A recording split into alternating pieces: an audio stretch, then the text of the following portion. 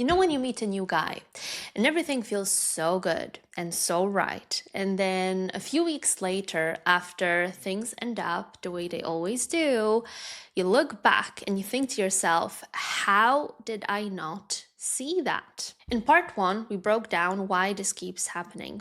How can you feel that strong chemistry, emotional connection, even see consistency, and yet still be so wrong about where a new connection is going? How you end up trusting the feeling in the moment, even when the reality is not backing it up. And why something that often feels so good is just what's familiar, not what's actually right for you. In this part two, I will clearly explain the difference between making decisions from hope and potential versus actual discernment, what to pay attention to instead, and how to strengthen your intuition so that you can rely on it and trust yourself in a way that actually leads somewhere. And if you haven't listened to part one yet, I will link it in the description so that you can catch up on it and get the full picture. If you're new here, my name is Laura Nagel. I'm the author of The Dream Framework, the first and only dating coaching program with a 6-month results guarantee. I have helped over 100 women find the one within weeks and months, and I would love for your story to be next. Let's get into it. Okay, so what does it look like when you are making choices from the place of fear, from the place of hope, from the place of potential, instead of actual discernment? It's rarely obvious in the moment because when you are in it, what it looks like is very often giving it a fair chance, not being too rigid, being open-minded. But when you zoom in, the patterns are very clear and specific. So let's talk about how they show up and what you can do instead. If you are making decisions from the place of hope, it means you are basically responding to what you want to happen rather than what's actually happening. And this can look like staying emotionally invested despite inconsistency on his end early on, feeling reassured by small moments of effort rather than consistent behavior, telling yourself that it's still early, even though this is way past the time where that clarity should have been established, or telling yourself that ambiguity is fine and it's just something that needs more time. So essentially, justifying and rationalizing why he is not stepping up the way he should. And this is a pattern I see very often with my clients, because it's not like they don't have standards. They do. They know exactly what they want. But what hope makes them do is it delays when these standards are enforced. So essentially, hope stretches a timeline for something that should be short, and you should be very strict and rigid about it. Choosing from chemistry is probably the trickiest one because it's physical, you feel it in your body, it's immediate, and it's very difficult to argue with. It can look like feeling such a strong emotional pull that it overrides very obvious incompatibilities. It can look like feeling drawn in even though you know something feels slightly off. It can look like prioritizing how you feel with him instead of how he actually treats you and what the perspectives for the future are. Or excusing his behavior and going against all of the logic and all of the advice you've ever received because it's just different with him. And this one is so tricky because chemistry creates urgency, and urgency very often overrides any type of discernment, any type of consideration. And a lot of my clients come to me after months of confusion with someone they had an instant connection with or a soul connection with, but with no actual progression. Like all vibes, no substance. Choosing from potential is a massive trap for all ambitious women. It's choosing a man based on who he could be, not who he actually is today. It often looks like overvaluing his ambitions and ideas over his actual circumstances and achievements to date, filling in the gaps in his behavior with assumptions about his future, thinking once he's ready, this could be absolutely amazing, and feeling like you're investing early into something that will pay off big time later. This one is particularly common with ambitious, intelligent, high-achieving women because it reflects how they approach their own growth and career progression and all of the ambitions and goals they set for themselves in life. The problem is, though, this is not how dating works, and dating does not reward these projections the same way other areas of life do. So what does a real discernment look like? It is way less emotional. And this is why it might feel unfamiliar, because in the context of dating, you might be expecting your emotions and feelings to guide you in order for that to feel right. But as we established in part 1, feelings and chemistry and spark are very often our trauma just dressed up into very intense feelings. Let's not forget, anxiety and butterflies in the stomach are basically the same feeling. So these are not the things that actually help you make good decisions. What actual discernment looks like is making decisions based on patterns, not specific moments or one-off situations. It's letting consistency matter more than intensity, and not needing to feel sure, because there's just so much evidence. You don't have to ask yourself how you feel about this because you know. Another key difference here is that you are not afraid to lose a connection over your standards. So you come to a point where you can truly embody and say it with a clean conscience that this is how you feel, that you would rather be alone than with the wrong person. And that's a very difficult place to get to if you feel that pressure of your biological clock or just fear of being alone forever and love not happening for you. But this is exactly why the internal work always comes first when it comes to finding a life partner. Because it's not like most women, and definitely not the women that I work with, they don't struggle in dating because they cannot see red flags. They do. But the problem is when they are in that situation, something, be it a feeling, being a fear, a hope, one of these things feels more compelling than the actual truth. And this is why they make decisions that ultimately don't serve them and create connections that ultimately don't last. Until they truly allow for the truth and facts to replace feelings, vibes, hopes, and projections, that pattern will keep happening. Now, how do you know you're following hope, fear, potential instead of actual truth and logic? Because it all feels the same at the time, right? If it was so easy, we wouldn't be here. Number one is that you will feel the strong need to explain his behavior either to others or to yourself. He is not consistent because his work is very busy. Maybe he's just not a big texter. It's still very early on in our connection, so I don't want to judge him too quickly. And the thing is, most behaviors are not inherently wrong. And I mean the texting, I mean the definition of consistency, I mean the definition of treatment in certain situations. All of this requires a lot of nuance. But the way you know that you are following fear or potential or any of these things instead of discernment is when you feel yourself having to do a lot of mental work explaining a guy you just met, and you don't feel peace and clarity. You feel that mental effort of constantly negotiating with yourself, of constantly weighing the pros and cons, of constantly analyzing what the heck is happening. Discernment is easy. When a guy is into you, you will know. You will not have to ask yourself. You will not have to read into the signs. You will not have to read between the lines. It will be easy and it will be that clear.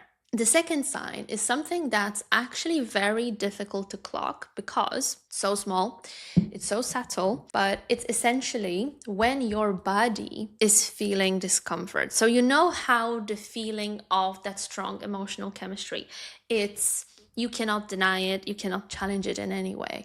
With this is so extremely subtle. This is the feeling you get when you get a text and you're like, Should I answer? I'm not sure if he wants to hear from me based on how our conversation has been going or the cadence of this conversation. It might be that slight sense of unease. It might be that subtle drop in energy. So essentially, these signs are very subtle, but if I had to put them under one umbrella, I would say the moment a new connection is not energizing you, making you feel excited. And this is not about that strong, intense connection, right? This is about you not being able to stay at the baseline. So we are not looking for a high, but we are also not looking for a connection that is bringing you down, even if just slightly. And most women are just so good at smoothing this over because it's very easy to override these subtle feelings with logic and explain them and say that it's work or maybe seasonal changes or whatever it is. But I want you to try and be in tune with your body as much as you can and not see your body as a separate entity to your mind, because they work together. Intuition lives in your body, not in your mind. The next sign is when you are very focused on getting things right. When you are thinking about how you're coming across, when you are replaying certain situations or conversations in your head, when you are rewriting a text you will send a number of times, when you find yourself having to sleep on a text you want to send. In the early days, this is not normal. It should feel easy. If you do that, it means you are setting yourself to the performance mode, which shifts the dynamic from you observing, you discerning, you deciding, to you trying to vie for his attention, earn his approval, and for him to choose you, which is the exact opposite of a dynamic that I would ever recommend in any healthy relationship. The next sign is feeling relief from the smallest gestures. If you feel uncertain most of the time and then something happens, he gives you a really nice compliment or sends you a really nice message, and you're like, actually, you know what? I was doubting myself and I was doubting him and I was doubting this connection, but now that he said what he said, that puts me at ease. Until he drops the ball again and you're waiting for that breadcrumb to arrive again so that you can get that fix of temporary stability. That relief is a very clear sign that you don't feel safe and you don't feel stable in that connection. And of course, you're not in a relationship yet, but still, his behavior should be reassuring on a daily basis. So you shouldn't be wondering, you shouldn't feel unsettled, you shouldn't be searching for signs that he wants to continue. This stability and predictability should be there since day one. And if you start to allow yourself to accept those randomly timed crumbs as reassurance, you are starting to normalize inconsistency. And no healthy relationship ever was created from inconsistency. And if you feel like this is you, yes, I'm here to call you out, but I'm also here to tell you that this is way more common than you think. Because very often what drives us women to make these decisions that are lacking discernment is not our stupidity, our naivety, or lack of thinking about it, lack of intentionality. No, this is about the fear of losing out on something that is maybe amazing. This is about giving someone a chance. This is about, again, that hope, that feeling. And as humans, we are wired to feed on hope and to feed on inspiration, potential, and planning for the future. And that's all valid, just not in dating. And this is the pattern most women miss, because if something is feeling off at the very beginning, then that pattern is already in motion and it will not get any better as the time goes by. Now, of course, this is not a conscious decision to rationalize the men that we don't feel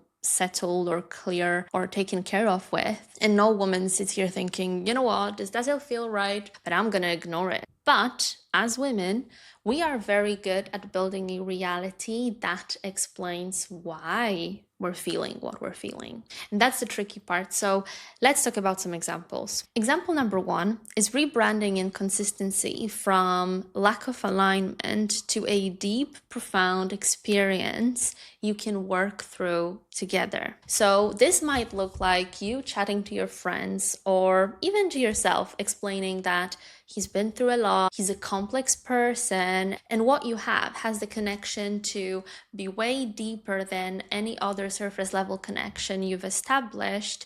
So this is why it's different. This is why it's worth working for and fighting for. So instead of stepping back and saying, he does not understand me, he is not at my level for whatever reason. I'm not a therapist, right? For a man I want to date. So he's not as intentional as me, he's not as ready as me, I'm gonna move on. We are rebranding this as, okay, this uncertainty that he gives me, it's actually intrigue. And that confusion is adding depth. So instead of leaning out, you're actually leaning in, trying to fix something that's not going to work. And very similar to that is overriding your emotions and feelings about a man with your understanding of him. So he might not be making you feel calm, secure, and desired, but you understand why he is the way he is, and you're choosing to go with that rather than how he makes you feel. So you focus on understanding his past, his patterns, why he might be acting the way that he does. And that understanding is creating a fake sense of closeness because you are investing so much of your time and your cognitive resources into this connection. So it feels like you are getting closer to him, right? The problem is this is one-sided because you are doing all of this work to explain why he is the way he is, whereas he's not doing anything to make you feel any better about this. You are trying to understand him, you are trying to make yourself feel better, and at the end of the day, you will also be the person trying to push that connection forward because he's so troubled, he's so complex, and he has all this trauma to deal with. And I see this a lot with women who have done a lot of personal development work. They have done therapy, they're very emotionally literate, they have a very broad vocabulary and ability to name what they feel and what they need. So they're able to analyze him very well too. And this feels like connection, but like I said, this is one-sided. This can also be minimizing your own reactions. So instead of treating your emotional reaction as information, you might perceive it as something that you need to manage or deal with, and very often try to downplay it. So saying things like, maybe I'm overthinking, I don't want to be needy, I should be more relaxed about this. You're basically questioning yourself instead of the dynamic you're in and the man you're seeing. And this is what slowly disconnects you from discernment in dating. Now, another mistake that I briefly mentioned already that is very difficult to spot is normalizing lack of clarity. It's saying things like, this is just how dating is now. And if you want to find someone good, you have to be patient. No one is perfect. And all these statements are true in isolation. The problem is when you use them to justify a dynamic you are not happy with. Now, enough about mistakes. If you want to trust your intuition more, if you want to strengthen it, what should you be paying attention to? Definitely patterns and not one-off moments, because a single message does not mean effort. A single great date doesn't mean you're always going to be treated well. So observing a man for a prolonged period of time so that you can know that whatever he is showing you, he's able to maintain. Another one is how you feel between interactions, not just during. And this is such an overlooked signal. So looking at whether you feel calm or if you're fixating on something, if you're overanalyzing, replaying every conversation you've had, overthinking the texts that you're about to send. If this is happening, it means that you don't feel safe, that he is not doing a good enough of a job at being consistent. A connection that's right for you doesn't create that constant background noise in your mind. Dating should be adding to your life and energizing you, not taking away and depleting you. You also want to be mindful of whether you're becoming more or less of yourself as you keep dating him. Can you speak freely? Can you show up naturally? Is he respecting your tastes, your wants, and your needs? Or do you feel like you have to filter yourself slightly to present yourself in a way that you know he likes most and that will attract him to you the most? Because the moment you start doing that, again, you go into that performance mode instead of judging that man. And when I say judging, I mean being discerning. I mean judging for compatibility. You're not trying to do that anymore. You are trying to win him over, regardless of how he is and whether you guys are an actual match. Now, this one requires honesty with yourself. So, what you want to pay attention to is if you are accepting things you normally wouldn't tolerate if you were not attracted to that person. So things like taking longer than socially acceptable to reply, lack of planning or leadership, inconsistent effort. All these things that you know you're only putting up with or maybe explaining because he's cute. And I know it's difficult to stay discerning and not give into the urge of justifying a man's behavior because you like him. But as you already know, it's not going to serve you long term. And very often, what you like to call being relaxed and open minded is actually fear. Discernment will be a clean feeling, even when it's uncomfortable. It will be knowing something here is off. It's not working for me. It doesn't mean you're going to be happy with it or peaceful about it. It might still be uncomfortable and disappointing and might make you sad, but it will be about knowing, okay, this guy disappointed me. And you might absolutely wish that things were different, but you're also able to notice that they're not. And this is very often what makes such a massive difference in the outcomes my clients are getting. The moment they're able to accept the facts, accept how they feel, and accept what their discernment, which they have a lot of, they just keep overriding it, tells them. And for comparison, fear is what puts you into overthinking, not into making a decision. Fear sounds like, what if I mess it up? What if I'm missing out on something amazing? What if I'm being too picky? What if I don't meet anyone better? So essentially, discernment is being able to focus on a man and his action, and fear is about not wanting to miss out on something. So essentially, it's about you, and it shouldn't be. In this case, if you are deciding on the man you're choosing for yourself, you need to focus on him, not how you feel at the moment and how you're able to rationalize what he does, but what he's actually doing and how he is connecting with you, not your efforts to connect with him. So if you feel like you're not able to trust your instincts in dating anymore, I want you to know that that feeling has nothing to do with your intuition not working and all to do with how you are feeling after overriding your intuition so many times and experiencing the negative results of that. And it's very tricky because it might feel like you're not able to tell the difference between what feels good and what will actually work and lead somewhere, because you would have these moments where the connection felt so strong and then nothing worked out as per usual, right? That makes you question your own attraction and filters. So it might make you start thinking, okay, if I like a guy, is this a bad sign? Should I maybe look for someone I am not that attracted to? Because I don't trust myself to act on what I see anymore. And that's all valid because up until now, you have been acting on not your instincts, but your instincts mixed with hope and potential and projections. And it's such a messy place to be in because you're scared to get it wrong again and you're not sure what to trust anymore. The facts, the feelings, the intuition, whatever that means. How do we bring it all together? Point number one is that I want you to watch both of these parts once again because there's a lot of information.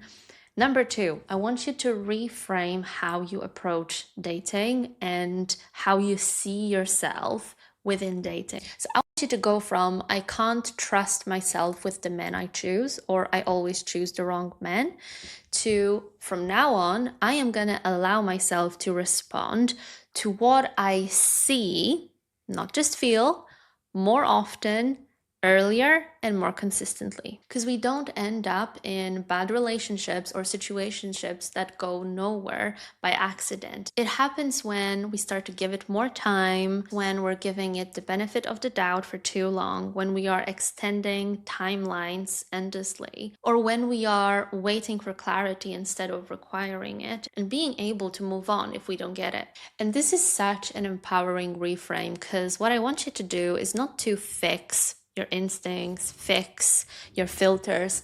I want you to stop negotiating with them. I want you to say, I know what I want, and I am not going to settle for anything less. I am not going to negotiate in my head about the standards that I have. I am worth it all, and I know I can get it. If you want to get clear on what the best place to start is for you specifically, take my dating audit, and within 5 minutes, it will show you your biggest problem in dating and the next 3 steps you need to take in order to fix it. I will put link in the description. If you found this episode helpful, make sure to subscribe wherever you are listening or watching this. I post every Sunday. See you next week.